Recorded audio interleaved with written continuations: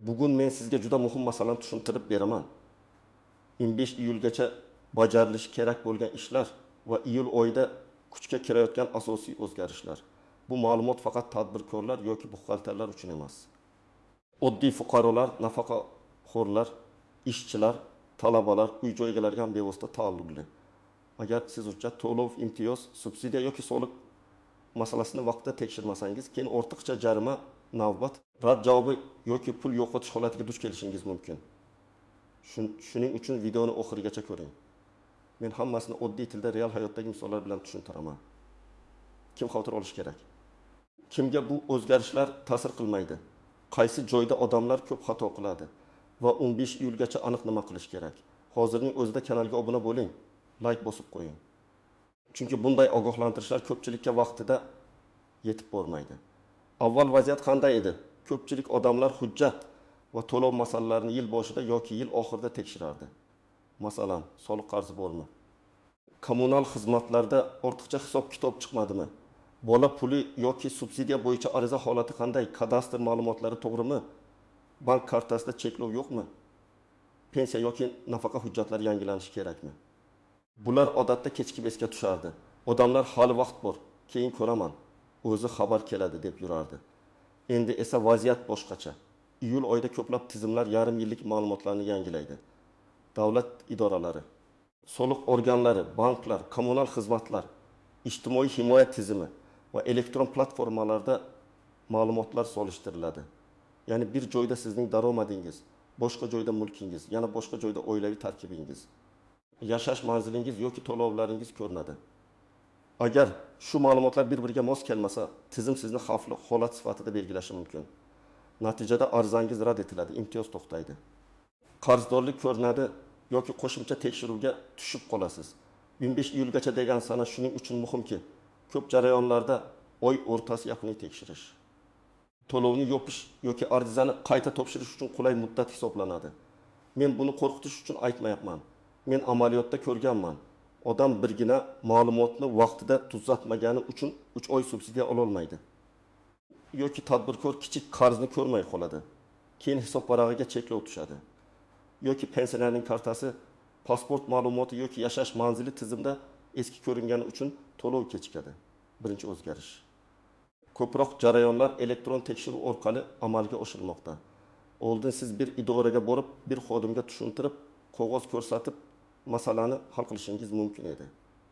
Hozir esa ko'p qarorlar avtomatik ma'lumotlar asosida shakllanadi.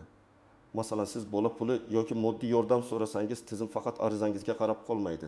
U oila a'zolaringiz soni, rasmiy daromad, avtomobil, uy-joy, bank ma'lumotlari, soliq to'lovlari, yashash manzili kabi ko'rsatkichlarni solishtiradi.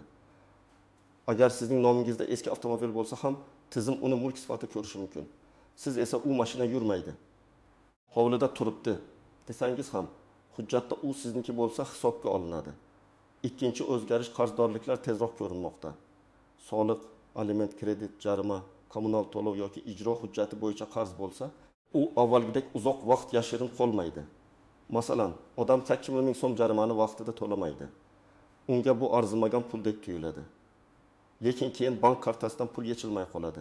Kredit olishda muammo chiqadi yoki davlat xizmatidan foydalanayotganda cheklov ko'rinadi. Shuning uchun men har doim aytaman, qarzning summasi kichik bo'lsa ham, uning oqibati katta bo'lishi mumkin. Uchinchi o'zgarish, imtiyoz va yordam olishda hujjatlarning to'g'riligi juda muhim bo'lib qoldi. Oilaviy tarkib noto'g'ri kiritilgan, manzil eski qolgan, nikoh, ajrim, tug'ilganlik yoki vafot holati bazalarida yangilanmagan bo'lsa, ariza natijasiga ta'sir qiladi. Masalan, ayol 2 farzandi bilan yashaydi, turmush o'rtog'i bilan ajrashgan, lekin tizimda hali ham bir oiladek ko'rinadi. Erkakning rasmiy daromadi hisobga qo'shiladi va ayolga yordam rad etiladi. Bunday holatda muammo yordam berilmasligida emas, ma'lumotlar yangilanmagandadir. 4-o'zgarish, uy-joy va kadastr masalalarida e'tibor kuchaymoqda. Agar siz uy sotib olgan bo'lsangiz, meros olgan bo'lsangiz, qurilish qilgan bo'lsangiz yoki eski uyda yashasangiz, kadastr ma'lumotlari real holatga mos kelishi kerak. Uy maydoni, egasi, ulushi, foydalanish turi noto'g'ri turgan bo'lsa, soliq, kommunal hisob-kitob, subsidiya yoki oldi-sotdi vaqtida muammo chiqadi.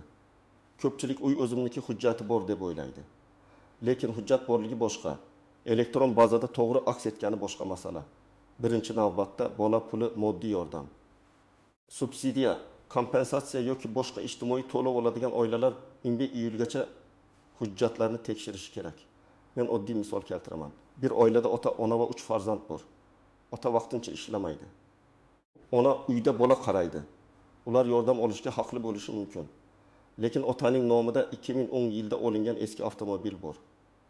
Avtomobil ishlamaydi, lekin ro'yxatdan chiqarilmagan. Tizim esa uni mulk sifatida ko'radi. Natijada ariza rad etilishi mumkin. Bu yerda yechim nima? Mashina haqiqatda sotilgan bo'lsa, hujjatni rasmiylashtirish kerak.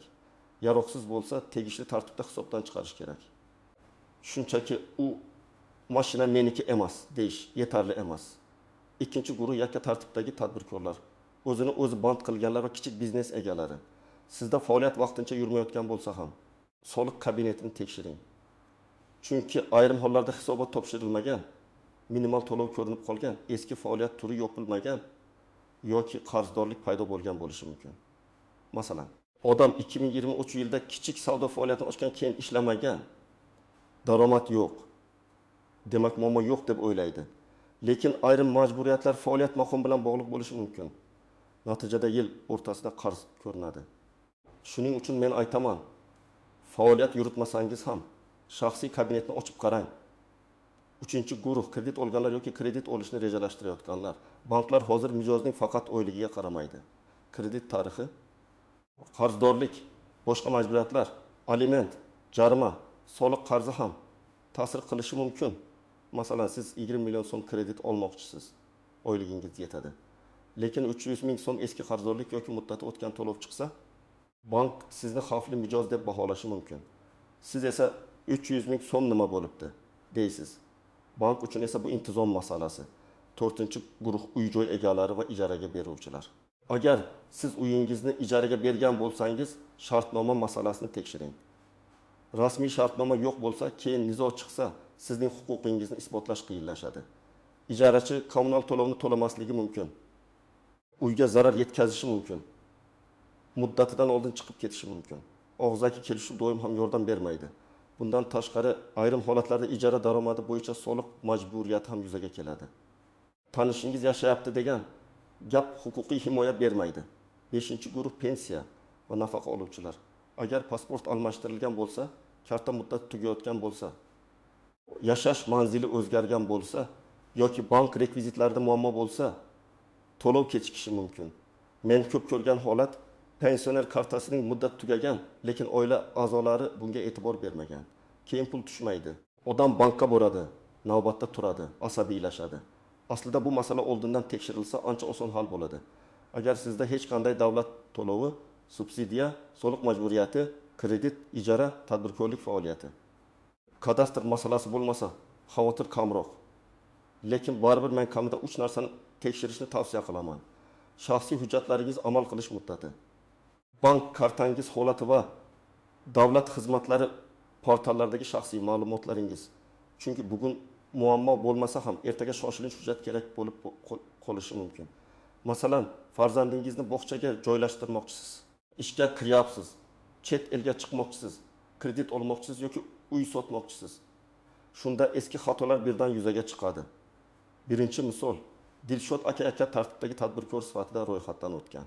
Bir necha oy savdo qilgan, keyin faoliyatini to'xtatgan, lekin rasmiy tartibda yo'qmagan. U men ishlamayapman, soliq ham bo'lmaydi deb o'ylagan. Iyul oyida qarasa, shaxsiy kabinetida qarzdorlik va topshirilmagan hisobot bo'yicha ogohlantirish turibdi. Agar u 15 iyulgacha kabinetga kirib, holatni aniqlasa, soliq organiga murojaat qilib, faoliyat maqomini tartibga solishi, xatoni tuzatishi mumkin. Agar e'tiborsiz qoldirsa, keng jarima yoki hisobvaraq bilan bog'liq muammo chiqishi ehtimoli oshadi. Ikkinchi misol, Malika opa 2 farzand uchun ijtimoiy yordamga ariza bergan. Oilaning real daromadi past. Lekin tizimda uning turmush o'rtog'i hali ham shu manzilda ro'yxatda turibdi. Aslida esa ular ajrashgan va alohida yashaydi. Tizim o'sha odamning daromadini ham oilaga qo'shadi. Natijada ariza rad etiladi. Malika opa menga nohaqlik qilishdi deb o'ylaydi. Aslida birinchi navbatda oilaviy holat va yashash manzili bo'yicha ma'lumotlarni to'g'rilash kerak. Uchinchi misol, bir oila uy-joy subsidiyasiga tayyorlanmoqda. Hamma hujjat yig'ilgan, daromad ham mos keladi. Lekin kadastrda eski uy ulushi otaning nomida turibdi. Ota bu uyni allaqachon akasiga qoldirgan, lekin rasmiy o'tkazmagan. Tizim esa sizda mulk bor deb ko'radi. Shu sababli subsidiya jarayoni qiyinlashadi. Bunday holatlarda odamlar ko'pincha davlat idorasini ayblaydi. Lekin muammo hujjatning o'z vaqtida rasmiylashtirilmaganda bo'ladi. 4-misol. Sardor kredit olmoqchi. Oyligi 3 million so'm kredit to'loviga yetadi. Lekin unda eski telefon krediti bo'yicha 20 ming so'm muddati o'tgan qarz qolgan. U buni unutgan. Bank tizimi esa unutmaydi. Natijada kredit shartlari yomonlashadi yoki ariza rad etiladi. 20 ming so'm vaqtida yopilganda muammo bo'lmas edi. Endi juda muhim nozik jihatlarni aytaman. Birinchisi, hamma xabar SMS orqali keladi deb o'ylamang. Ba'zan ogohlantirish shaxsiy kabinetda turadi. Ba'zan ilovada ko'rinadi, ba'zan umuman kelmaydi. Menga hech kim aytmadi degan gap har doim ham sizni javobgarlikdan ozod qilmaydi. Shuning uchun o'zingiz tekshirish odatini qiling. Ikkinchi nozik jihat, qarzdorlikni to'lash bilan masala darhol yopilmasligi mumkin. Masalan, siz soliq yoki jarimani to'ladingiz, lekin tizimda yangilanish uchun vaqt kerak bo'ladi. Ba'zan bir necha soat, ba'zan bir necha kun. Shuning uchun 15 iyul kuni kechqurun to'lab, ertalab hammasi joyiga tushadi deb o'ylamang. Men tavsiya qiladigan muddat imkon qadar 10-12 iyulgacha tekshirib, muammoli joylarni oldindan yopish. Uchinchi nozik jihat. Hujjatni suratga olib yuborish har doim yetarli emas. Ko'p odamlar mana pasportimning rasmi, mana eski shartnoma, mana tilxat deb o'ylaydi. Lekin rasmiy jarayonlarda hujjatning bazada aks etishi, notarial tasdiq, ro'yxatdan o'tish, elektron imzo yoki davlat xizmati orqali yuborish talab qilinishi mumkin. Masalan, ijara shartnomasini oddiy qog'ozga yozib qo'yish nizoda yordam berishi mumkin. Lekin rasmiy hisob kitobda har doim yetarli bo'lmasligi mumkin. 4-nozik jihat, boshqa odam nomidagi mulkdan foydalanish ham muammo tug'dirishi mumkin. Masalan, uy onangiz nomida siz yashaysiz. Mashina akangiz nomida siz haydaysiz. Kredit turmush o'rtog'ingiz nomida siz to'laysiz. Hayotda bu odatiy holat. Lekin huquqiy va elektron tizimlarda kimning nomida bo'lsa, mas'uliyat ko'pincha o'sha odamga tushadi. Shuning uchun oilada bu kimning nomida, kim foydalanadi, kim to'laydi degan masalani aniq qilib qo'ying. 5-nozik jihat, ariza rad etilsa, bu oxirgi qaror degani emas. Rad sababini ko'ring. Sabab aniq yozilgan bo'lsa. Hujjatni tuzating va qayta murojaat qiling. Agar sabab tushunarsiz bo'lsa, tegishli idoraga yozma murojaat qiling. Og'zaki gap bilan cheklanib qolmang. Yozma murojaatning afzalligi shundaki, sizda sana mazmun va javob bo'ladi. Keyin shikoyat qilish kerak bo'lsa, dalil qo'lingizda turadi. Endi eng amaliy qismga o'tamiz. Men sizga aniq tekshiruv ro'yxatini beraman. Birinchi qadam, shaxsiy hujjatlaringizni tekshiring. Pasport yoki ID karta muddati, yashash manzili, oilaviy holat, farzandlar hujjatlari, nikoh yoki ajrim hujjatlari tartibdami? Shuni ko'ring. Agar ism familiyada harf xatosi bo'lsa, bu ham keyin katta muammo chiqarishi mumkin. Masalan, bitta hujjatda Gulnora, boshqasi Gulnara bo'lsa, tizimlar mos kelmasligi mumkin. Ikkinchi qadam, davlat xizmatlari portaliga yoki tegishli ilovalarga kirib shaxsiy ma'lumotlaringizni tekshiring. Telefon raqamingiz o'zingizning nomingizda bo'lgani yaxshi. Chunki ko'p tasdiqlash kodlari, ogohlantirishlar va arizalar telefon raqam orqali bog'lanadi. Agar raqam boshqa odam nomida bo'lsa, keyin kirish. Tasdiqlash yoki tiklashda qiynalasiz. 3-qadam, soliq qarzlaringizni tekshiring. Bu faqat tadbirkorga tegishli emas. Jismoniy shaxs sifatida mol-mulk solig'i, yer solig'i, ijara daromadi yoki boshqa majburiyatlar bo'lishi mumkin. Agar qarz chiqsa, avval uning sababini aniqlang. Darhol to'lash kerak bo'lgan qarz bo'lsa to'lang. Agar xato bo'lsa murojaat qiling. Muhimi, e'tiborsiz qoldirmang. 4-qadam, kommunal to'lovlarni tekshiring. Elektr, gaz, suv, issiqlik, chiqindi xizmati bo'yicha hisob kitoblar to'g'rimi? Hisoblagich ko'rsatkichlari mosmi? Ortiqcha qarzdorlik chiqmaganmi? Shuni ko'ring. Ayniqsa, ijarada yashayotganlar va uyini ijaraga berganlar buni albatta tekshirish kerak. Chunki oxirida qarz ko'pincha mulk egasining zimmasiga tushadi. 5-qadam, bank kartalari va kreditlaringizni tekshiring. Karta muddati, SMS xabarnoma, ilova kirishi, kredit to'lov sanasi, muddati o'tgan qarz bor yo'qligini ko'ring. Agar kredit bo'yicha to'lov 25 iyulga yaqin bo'lsa, uni 1-2 kun oldin to'lagan ma'qul. Chunki banklararo o'tkazmalar, texnik kechikishlar yoki dam olish kunlari sababli to'lov kech ko'rinishi mumkin. 6-qadam ijtimoiy yordam yoki subsidiya olayotgan bo'lsangiz, arizangiz holatini tekshiring. Oilaviy tarkib, daromad, mulk, avtomobil, yashash manzili, farzandlar soni, aliment holati kabi ma'lumotlar to'g'riligiga e'tibor bering. Agar oilada kimdir rasmiy ishga kirgan bo'lsa, daromad o'zgargan bo'lsa, farzand tug'ilgan bo'lsa, kimdir boshqa manzilga ko'chgan bo'lsa, bu ma'lumotlar yangilanishi kerak. 7-qadam kadastr va mulk hujjatlarini tekshiring. Uy, yer, do'kon, garaj yoki boshqa mol-mulk sizning nomingizda bo'lsa, ma'lumotlar to'g'ri ko'rsatilganmi? Shuni aniqlang. Agar mulk sotilgan bo'lsa, lekin hanuz sizning nomingizda tursa, bu juda xavfli. Chunki soliq, jarima yoki nizo sizga kelishi mumkin. Aksincha, siz foydalanayotgan mulk boshqa odam nomida bo'lsa, kelajakda meros, sotish yoki subsidiya masalasida muammo chiqishi mumkin. 8-qadam barcha murojaatlarni yozma shaklda qiling. Agar idoraga borsangiz, faqat og'zaki javob bilan cheklanmang. Ariza topshirsangiz, qabul qilingan sanasi va raqamini oling. Elektron murojaat qilsangiz, skrinshot yoki ariza raqamini saqlab qo'ying. To'lov qilsangiz, chekni saqlang. Hujjat topshirsangiz, nusxasini o'zingizda qoldiring. Agar xatoni tuzatish uchun murojaat qilmoqchi bo'lsangiz, murojaat matni juda murakkab bo'lishi shart emas. Men odatda shunday tuzilmani tavsiya qilaman. Avval kimga murojaat qilayotganingizni yozasiz. Keyin o'zingiz haqingizda ma'lumot, ism, familiya, pasport yoki ID ma'lumotlari, telefon raqam, manzil. Keyin muammoni aniq yozasiz. Shaxsiy kabinetimda falon qarzdorlik ko'rinmoqda. Oilaviy tarkib noto'g'ri aks etgan. Kadastr ma'lumotlarida maydon noto'g'ri ko'rsatilgan. To'lov amalga oshirilgan, lekin tizimda qarz yopilmagan. So'ng iltimos qismi mazkur holatni tekshirib, ma'lumotlarni to'g'rilab berishingizni so'rayman. Oxirida sana va imzo. Murojaatda hissiyotga berilmang. Meni aldashdi. Hech kim ishlamaydi. Hammasi noto'g'ri deb yozish foyda bermaydi. Aniq fakt, aniq sana, aniq summa, aniq hujjat yozing. Masalan, 2024 yil 2-iyul kuni 2500 ming so'm to'lov qildim, chek raqami falon, lekin tizimda qarzdorlik saqlanib qolgan. Mana shunday murojaatga javob olish osonroq. Eng katta xato oxirgi kungacha kutish. 21-iyul muhim bo'lsa, 21-iyul kuni boshlash kech bo'lishi mumkin. Chunki siz muammoni topasiz, lekin uni tuzatishga vaqt yetmaydi. Idorada navbat bo'ladi. Tizim ishlamay qolishi mumkin. Qo'shimcha hujjat so'raladi. Shuning uchun bugunoq tekshirish kerak. Ikkinchi xato boshqa odamga ishonib qo'yish.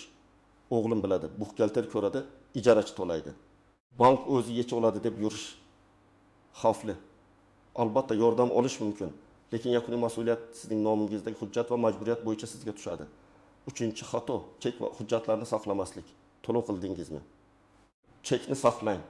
Ariza berdingizmi? Raqamini saqlang. Xodim bilan gaplashdingizmi? Qaysi idora, qaysi sana, nima dedi? Yozib qo'ying. Bu oddiy ko'rinadi, lekin nizo chiqqanda aynan shu ma'lumotlar sizni himoya qiladi. 4-xato norasmiy vositachilarga ishonish. Men tezlashtirib beraman, subsidiya chiqarib beraman, qarzni o'chirib beraman, hujjatni bazaga kiritib beraman degan gaplarga ehtiyot bo'ling. Rasmiy to'lov rasmiy kassaga yoki ilovaga qilinadi. Rasmiy ariza rasmiy portal yoki idora orqali topshiriladi. Kimdir pul so'rab hech qanday kvitansiya bermasa, bu juda katta xavf. Demak, 25-iyulgacha eng muhim vazifa. Hujjatlaringizni, qarzdorliklaringizni, ijtimoiy to'lovlaringizni, bank va kommunal holatingizni, kadastr va mulk ma'lumotlaringizni tekshirib chiqish. Bu ish ko'p vaqt olmaydi, lekin keyinchalik sizni katta muammolardan saqlaydi. Men ekspert sifatida shuni aniq aytaman. Bugungi kunda muammo ko'pincha qonunni bilmaslikdan emas, ma'lumotni vaqtida tekshirmaslikdan kelib chiqadi. Agar sizda qarz bo'lsa, sababini aniqlang. Agar hujjatda xato bo'lsa, tuzating. Agar ariza rad etilgan bo'lsa, sababini yozma oling. Agar to'lov qilgan bo'lsangiz, chekni saqlang. Agar mulk sizning nomingizda bo'lsa, uning holatini tekshiring. Agar yordam yoki subsidiya olsangiz, oilaviy va daromad ma'lumotlaringiz to'g'riligiga ishonch hosil qiling. Izohlarda yozing, sizning hududingizda iyul oyida qaysi o'zgarishlar ko'proq sezilyapti? Qaysi idora yoki xizmat bo'yicha savolingiz bor? Men eng ko'p berilgan savollarni keyingi videolarda alohida tushuntirib beraman.